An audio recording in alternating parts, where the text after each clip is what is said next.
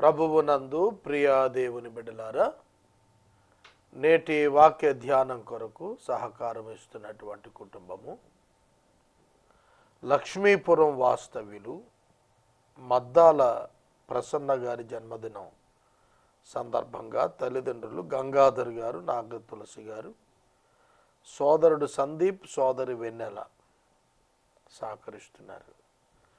గంగాధర్ గారికి, నాగ తులసి గారికి, సందీప్, వెన్నెల గారులకు కృతజ్ఞతలు. మద్దాల ప్రసన్న గారికి జన్మదిన శుభాకాంక్షలు. ప్రసన్న గారి కొరకు ప్రార్థన చేద్దాము. ఎపిసోడ్ సహకారులు ఈ మాసం అంతం వరకు అనుదినం కావాలి, ప్రార్థించండి. మమ్ములను మిక్కిలిగా ప్రేమిస్తోన్న మా ప్రియ ప్రభు, మీకు వందనాలు, స్తోత్రాలు. నేటి వాక్య ధ్యానం ద్వారా మాతో మాట్లాడండి. మద్దాల ప్రసన్న గారి జన్మదినం కొరకు మీ సన్నిధిని విజ్ఞాపన చేస్తున్నాము. బిడ్డను ఆశీర్వదించండి. గంగాధర్ గారి కుటుంబాన్ని, నాగ తులసి గారిని, బిడ్డలను మీరు దీవించమని ప్రార్థిస్తున్నాము. మీ కృప వీరికి అనుగ్రహించండి ప్రభు. మీ దివ్య హస్తాలకు వీరిని అప్పగిస్తున్నాము. ప్రసన్న గారికి నూతన జన్మదినమును దయా కిరీటం ఇచ్చారు. నూతన సంవత్సరంలో మీ చేయి తోడుగా ఉంచి నడిపించండి ప్రభువు. వాక్య ధ్యానం మాకు దీవెనగా ఇవ్వండి. యేసు నామమున ప్రార్థిస్తున్నాము తండ్రి, ఆమేన్. ప్రభువునందు ప్రియా దేవుని బిడ్డలారా, దయచేసి మీ పరిశుద్ధ బైబిల్ గ్రంథాన్ని తెరవండి. మత్తయి సువార్త 19వ అధ్యాయము మీ ఎదుట ఉంచుకోండి. 19వ అధ్యాయములో 30 వచనాలు వ్రాయబడ్డాయి. వీటిలో మొదటి 9 వచనాలు వివాహాన్ని గుర్చి మరియు విడాకులను గుర్చి ప్రత్యేకంగా వ్రాయబడ్డాయి. 19వ అధ్యాయము మొదటి 2 వచనాలు యేసు యూదయ ప్రాంతానికి వచ్చినప్పుడు జనసమూహాలు వెంబడించగా ఆయన వారిని స్వస్థపరిచినట్లున్నది. యేసు గలిలయ నుండి యూదయకు వచ్చారు. గలిలయ, యూదయ, సమరయ, యెరూషలేము ఈ ప్రాంతాల్లో ప్రభువు సంచారం చేశారు. యేసు సంచారము చేసిన స్థలాలలో ప్రజలు ఆయనను వెతుకుతూ వారు ఆయన యొద్దకు వ్యాధిగ్రస్తులను తీసుకుని వచ్చారు. యేసు వారందరినీ స్వస్థపరిచారు. స్వస్థపరుచు శక్తి ఆయనకున్నది. ఐగుప్తు వ్యాధులలో దేనిని మీకు రానియను అని వాగ్దానం చేసిన ప్రభు ఆయన నరావతారిగా జీవించిన కాలాన సంచరిస్తున్న స్థలాలలోని ప్రతి వ్యాధిని ఆయన స్వస్థత ఇచ్చాడు. అనేకులు ఆయన నుండి ఈ మేలు పొందుకోగలిగారు. ఆ సందర్భంలో ఒక ప్రక్క రోగులు వచ్చి బాగుపడుతున్నారు, మరొక ప్రక్కన ప్రజలు వాక్యం కొరకు ఎదురు చూస్తున్నారు, మరొక ప్రక్క అనేకులు రోగులను తేవటానికి వెళుతున్నారు. అట్లాంటప్పుడు ఒక గుంపు విచిత్రంగా యేసును శోధించాలని వచ్చారు. ఆ గుంపు పరిసయ్యుల గుంపు. పరిసయ్యులు అధిక నీతిమంతులుగా తమను భావించేవారు. Self righteous people. తమంతట తాము నీతిమంతులమని అనుకునేవారు సెల్ఫ్ రైచియస్, స్వనీతిపరులు. ఈ స్వనీతిపరుల సమాజం పరిసయ్యుల సమాజం. పరిసయ్యులు ఆయనను శోధించాలని అనుకున్నారు. That is their blunder mistake. యెషయా గ్రంథం 7వ అధ్యాయంలో 12వ వచనంలో నా ప్రభువుకు యెహోవాను నేను శోధించను అని రాసింది. ప్రభువు సాతాను చేత శోధించబడుతున్న సందర్భాన నేను ప్రభువుకు యెహోవాను శోధింపను అని అన్నాడు. కనుక దేవుని శోధించటం అనేటువంటి అంశం వాక్య విరుద్ధమైన అంశం. ప్రభువును శోధించాలనుకోవటం ఏమిటి? ఆ యాటిట్యూడ్ సక్రమమైనది కాదు.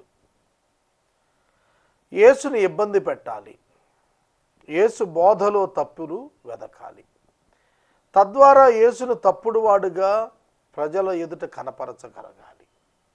ఆ కాన్సెప్టే రాంగ్. యేసునందు పాజిటివ్ థింగ్స్ వాళ్ళు చూసి ఉంటే ఆయన తృణీకరించే వాళ్ళే కాదు, యేసును తిరస్కరించాలనే చూచారు, యేసును ఇబ్బంది పాలు చేయాలనే చూచారు. అందుకే వాళ్ళు అడుగుతున్న ప్రశ్నలు కూడా విచిత్రమైనటువంటి ప్రశ్నలు, ఇబ్బందికరమైన ప్రశ్నలు. పరిచయులు వచ్చి అడుగుతున్నారు, ఏ హేతువు చేతనైనను పురుషుడు తన భార్యను విడనాడుట న్యాయమా అని అడుగగా, దీనికి జవాబు ధర్మశాస్త్రం చెప్పలేదా? నా మాట అర్థమైందా? ఈ ప్రశ్నకు నిజంగా వారికి జవాబు తెలియదా? యేసు జవాబిచ్చినప్పుడు మౌనంగా ఉండాలి, కానీ అలా లేరు. మరో ప్రశ్న వేశారు, అలాగైతే మోషే అలా ఎందుకు చెప్పాడు? ప్రశ్నకు జవాబు యేసు ఇస్తే మరొక ప్రశ్న సంధిస్తున్నాడు పరిచయుడు. జవాబు తెలుసుకోవటానికి ఇష్టం కాదు, యేసేం చెబుతాడో దానిలో ఆయనను పట్టుకోవాలనేది వారి ఆకాంక్ష. అది నెరవేరదు. మనం ఇతరులలో తప్పిదాలను వెతకాలనేటువంటి దృక్పథం మన జీవితంలో చాలా చెడ్డ దృక్పథం. అది నీకు అనవసరం. ఇతరులలో లోపాలను గుర్తించాలనేటువంటి ప్రయాస ఎందుకు? అక్కడే వాళ్ళు ఫెయిల్ అయ్యారు. యేసులో లోపం కనుగోలేకపోయారు వారు.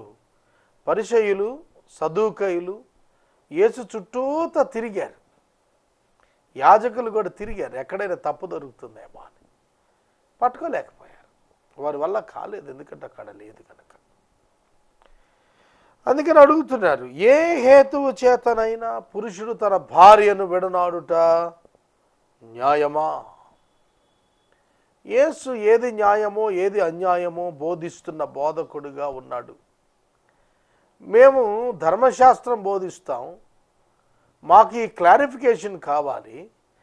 దేవుడు ఏ హేతువు చేతైనా పురుషుడు భార్యను విడనాడవచ్చని చెప్పాడా?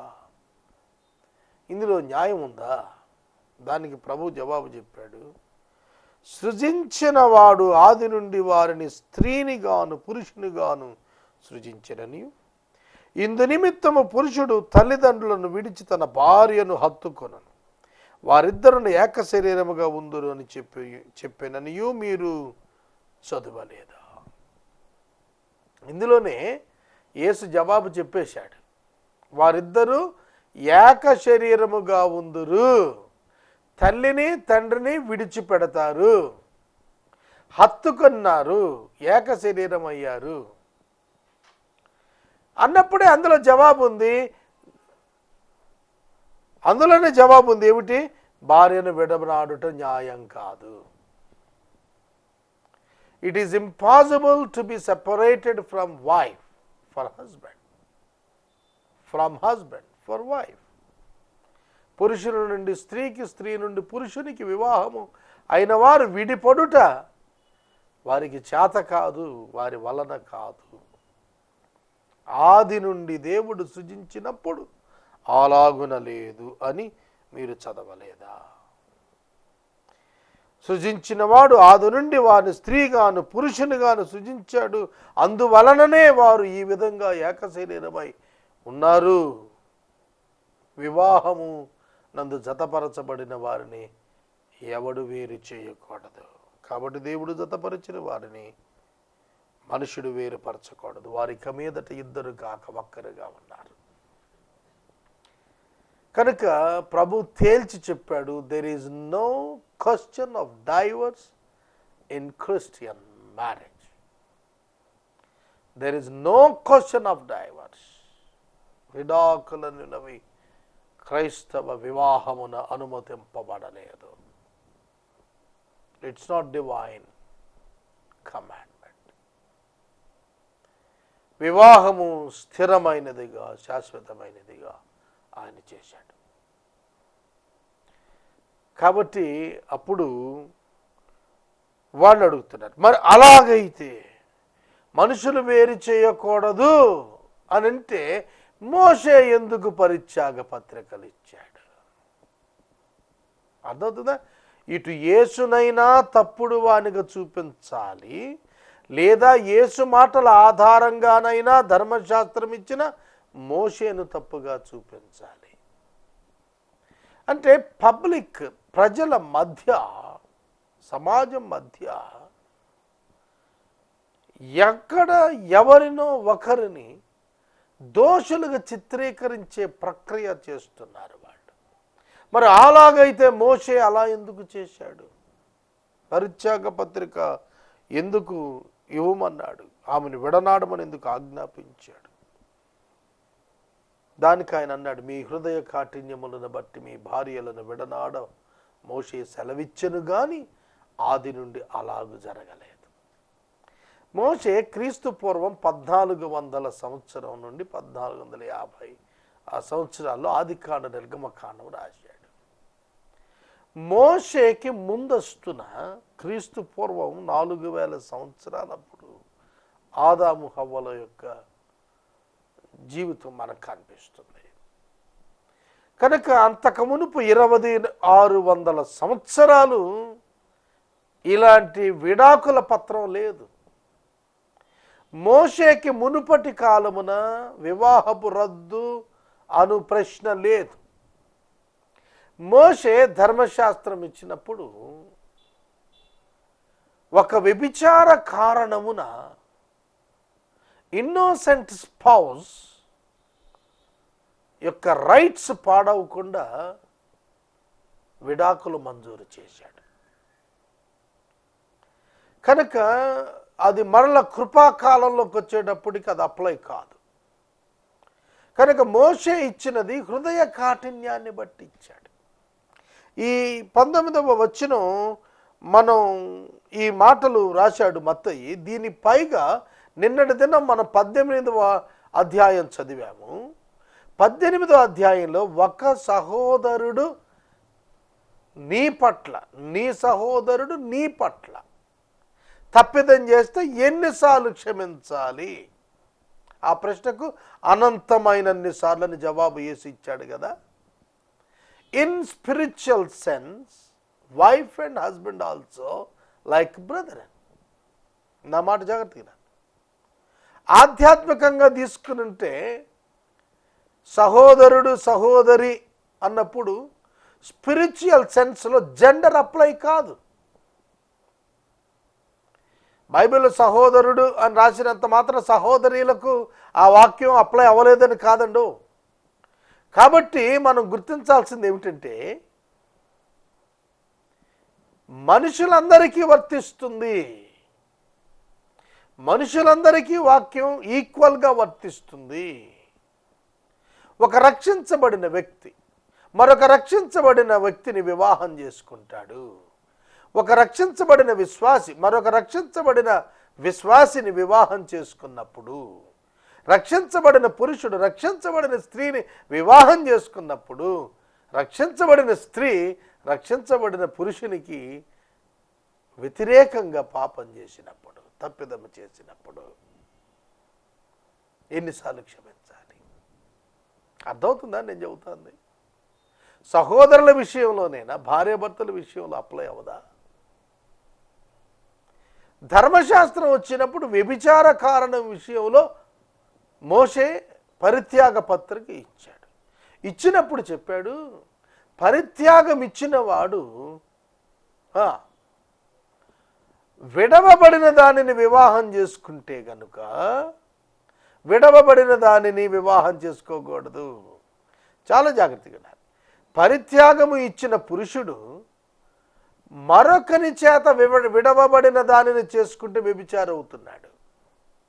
అలాగే తాను విడిచిన దానిని వ్యభిచారిని చేస్తున్నాడు. ఎందుకంటే ఆమెను మరొకడు చేసుకుంటాడు కనుక ఆమెను వ్యభిచారిణిగా చేస్తున్నాడు అన్నాడు. కనుక పురుషుని విడిచి ఆ భార్య వేరొకని చేరితే అది పురుషుడు ఆమెను వ్యభిచారిణిగా చేసినట్టుగా he is accountable before God about his wife who left him. ఎవరైతే అతనిని విడిచి వెళ్ళిందో, ఎవరినైతే అతడు విడిచిపెట్టినాడో ఆమె మరొకరిని వివాహం చేసుకుంటే ఆమెను వ్యభిచారిణిగా మార్చినవాడు భర్తగా చెప్పబడ్డాడు. కాబట్టి విడవటానికి లేదన్నాడు యేసుప్రభు. అలాగే విడవబడిన దాన్ని చేసుకున్నవాడు కూడా వ్యభిచారం అయిపోయాడు అని అన్నాడు. అర్థమవుతుందా?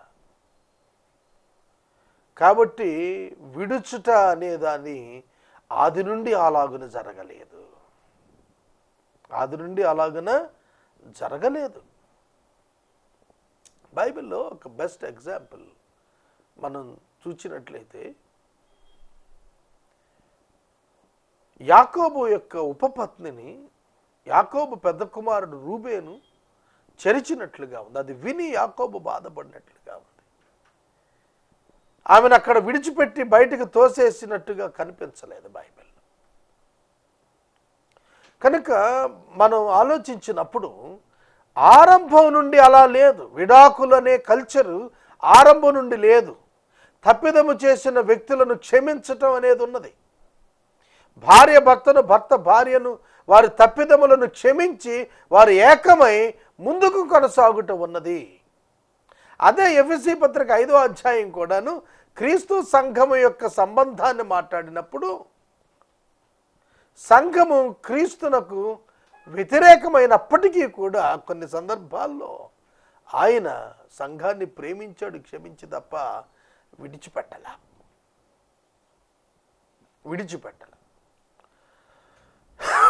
కనుక no separation between Jesus and church. Likewise, there is no separation between wife and husband. అది ప్రమోట్ చేస్తున్నాడు యేసు ప్రభు. మీ హృదయ కాఠిన్యం గురించి మాట్లాడాల్సి వస్తే ప్రతి మనిషికి తెలుసండి. వాళ్ళకి తెలుసు వాళ్ళ హృదయం ఎంత కఠినమైందో. చాలా సందర్భాల్లో మనం పాపులమై ఉండి కూడా పాపులను తీర్పు తీరుస్తూ ఉంటాము. కారణం మన హృదయం యొక్క కాఠిన్యం. రోమా 2లో చెప్పాడు, తీర్పు తీర్చువో మానవుడా, నీవు నిరుత్తరుడు అయి ఉన్నావు, నీవు కూడా అట్లాంటి పాపమే చేస్తున్నావు. ఒక పురుషుడు తన భార్యను అనుమానించి మరొక పరాయి పురుషుని చూచింది అని అంటే, కంటితో చూచింది, నా ముందే చూచింది అని నింద వేస్తే ఆమె ముందు ఇతడు ఎన్నిసార్లు పరాయి స్త్రీని చూడలేదు. కనుక ఎప్పుడైతే మనము ఒక నేరారోపణ మరొకరి మీద చేస్తున్నామో దాని విషయంలో మనము నిందారహితంగా ఉన్నప్పుడే మనం నీతిమంతులం అవుతాం తప్ప మనం కూడా అలాంటి పాపమే చేస్తూ అలాంటి పాపం చేస్తున్న మరొకళ్ళని మనం పట్టుకుని పాపులు అంటూ ఉంటే ప్రయోజనం ఏమిటి? సోదరుడా, సోదరి, ఒక లంచగొండి అయిన ఏసీబీ అధికారి మరొక లంచగొండి అయిన అధికారిని అరెస్ట్ చేస్తే ఏమిటి గొప్ప? నా మాట అర్థమైందా? అట్లాగే ఒక తప్పిదము చేసేవాడు మరొక తప్పిదం చేసేవాడిని పట్టిస్తే, విమర్శిస్తే ఏమిటి గొప్ప? ఒక దొంగవాడు మరొక దొంగవాడిని పట్టుకుని దొంగని కేకలిస్తే ఏమిటి అందులో గొప్ప? అందుకే ప్రభు యోహాను సువార్త 8వ అధ్యాయంలో వ్యభిచారములో పట్టబడిన స్త్రీని ఇదే పరిచయులు, సద్దుకాయులు, శాస్త్రులు, పెద్దలందరూ మత నాయకులు పట్టుకొని తీసుకొచ్చినప్పుడు ధర్మశాస్త్రం ప్రకారం రాళ్లతో కొట్టి చంపాలి కదా. చంపమంటావా? నువ్వేమంటావు అని అడిగారు. ప్రభు చెప్పిన మాట, ఎస్, ధర్మశాస్త్ర ప్రకారం చంపాల్సింది. అయితే మీలో పాపము లేని వాడు ఎవరు మొదట రాయి వేయండి. మీలో ఎవరైతే పాపం చేయలేదో వారు మొదట రాయి వేయండి. ప్రభు కొట్టద్దనలా, రాళ్ళేసి కొట్టద్దనలా. అయితే మొట్టమొదట రాయేసి కొట్టాల్సింది పాపం చేయనివాడు. ఈమె వ్యభిచారం చేసింది అని పట్టుకొని తెచ్చారు కదా. మరి మీలో ఎవరైనా నేను పాపం చెయ్యలేదు అని మీ మనస్సాక్షి మిమ్మల్ని అంటే అప్పుడు మీరు మొదట రాయేయండి. అంటే నువ్వు పాపివై ఉండి మరొక పాపికి శిక్ష విధించమని నువ్వు తీసుకొస్తున్నావు. మరి నీకే శిక్ష వేయాలి? యేసు వంగి నేల మీద ఏమో రాస్తున్నాడు, 10 ఆజ్ఞలు రాశాడు.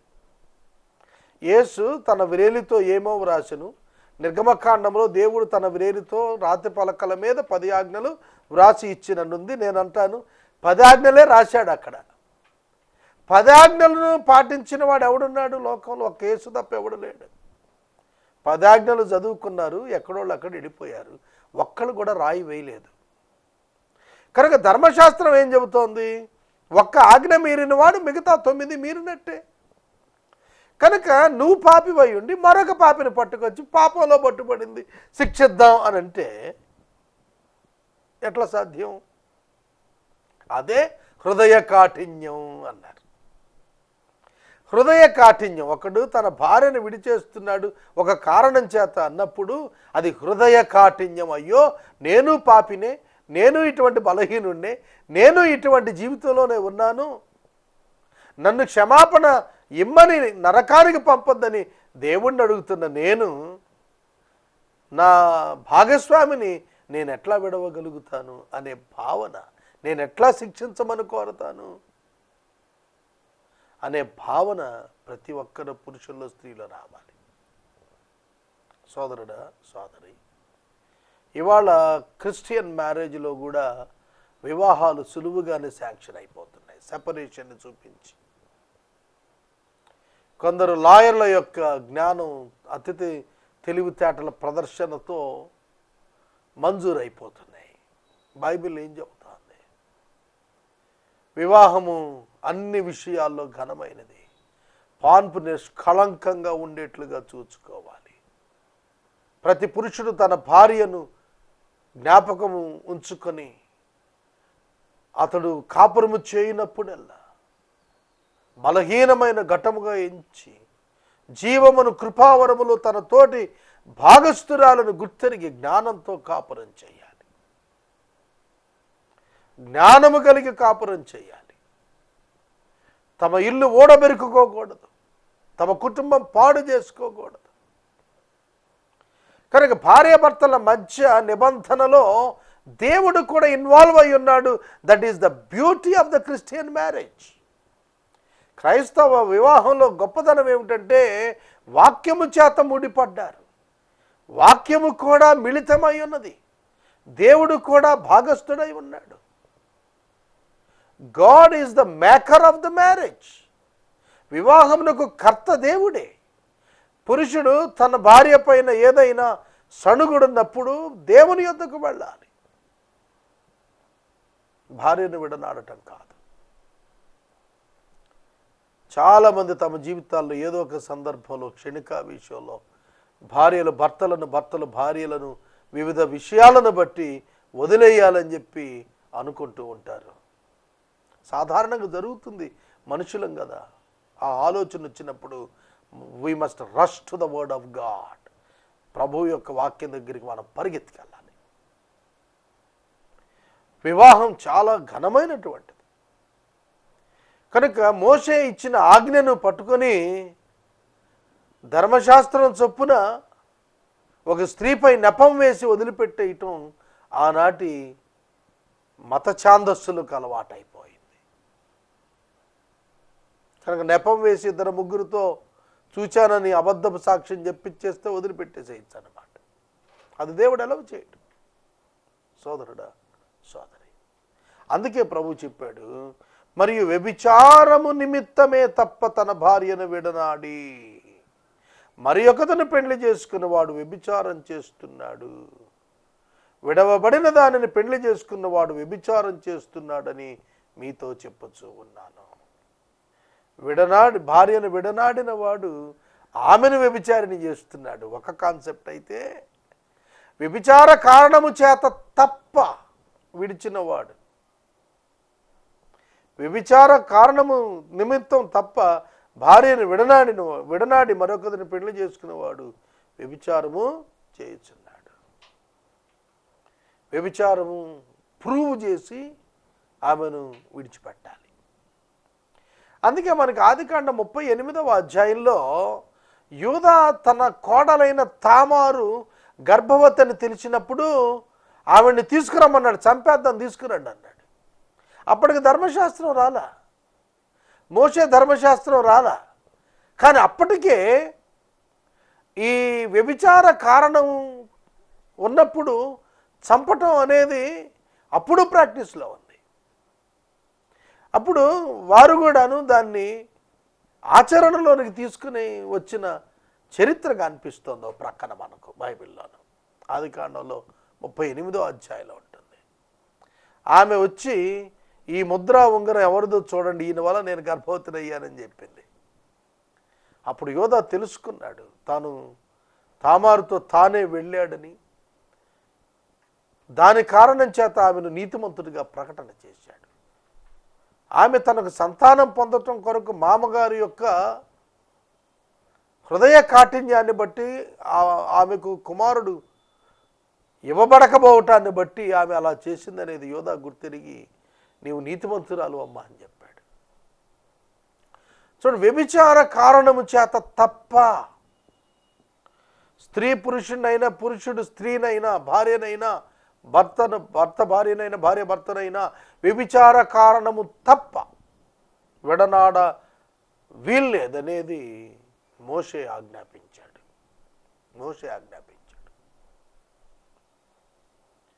అంతకు మించి క్షమించగలుగుట ఉత్తమమైనటువంటి మార్గముగా వాక్యం మనకు జ్ఞాపకం చేస్తుంది.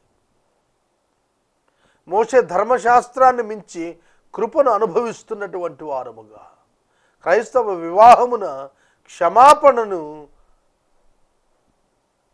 మనం ఇన్ఫినిట్గా, అనంతముగా తీసుకొని క్రీస్తు యొక్క ప్రేమ పాపి పట్ల అగాపే ప్రేమ ఎట్లున్నదో అట్లు చూడగలుగుట ఉత్తమమైనటువంటి మార్గమని దేవుని యొక్క వాక్యం సెలవిస్తుంది.